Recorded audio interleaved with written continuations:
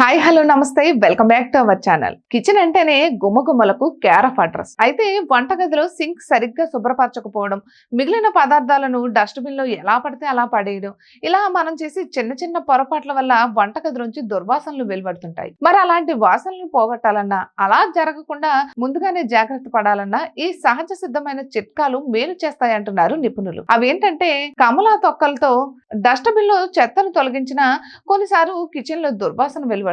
అలాంటప్పుడు ఒక గిన్నెలో నీళ్లు పోసి దానిలో కొన్ని దాల్చిన చెక్క ముక్కలు, కొన్ని కమలా తొక్కలు వేసి సన్నని సెగపై 5 నిమిషాలు వేడి చేయాలి. ఇక ఆ గిన్నెను అలా ఉంచేస్తే దుర్వాసన పోయి వంటగది పరిమళ భరితం అవుతుంది అంటున్నారు. ఇక మాంసాహారం వండినప్పుడు వెలువడే నీచు వాసన పోగొట్టాలంటే వెనిగర్ ని ఉపయోగించాల్సిందే. దీనికోసం 3 గిన్నెల్లో వెనిగర్ పోసి కిచెన్ లో 3 చోట్ల ఉంచాలి. 10 నుంచి 15 నిమిషాలు మంచి ఫలితం ఉంటుంది. అయితే ఈ వాసన మరీ ఎక్కువగా ఉన్నట్లయితే వెడల్పాటి గిన్నెలో నీళ్లు పోసి వెనిగర్ తీసుకోవాలి. వీటిలో కొన్ని నిమ్మ తొక్కలు కూడా వేయాలి. తర్వాత ఈ మిశ్రమాన్ని స్టవ్ మీద ఉంచి సువాసనలు వెదజల్లేంత వరకు సన్నని సెగపై వేడి చేయాలి. అటు తర్వాత స్టవ్ ఆఫ్ చేసి అలా ఉంచేస్తే కాసేపటికి కిచెన్ లో దుర్వాసనలు తొలగిపోతాయి. ఇక కిచెన్ లో చేపల వాసనను పోగొట్టడానికి కూడా నిమ్మకాయ బాగా పనిచేస్తుంది అంటున్నారు నిపుణులు. ఇటువంటి మరెన్నో వీడియోస్ కోసం మా ఛానల్ ని సబ్స్క్రైబ్ చేసుకోండి.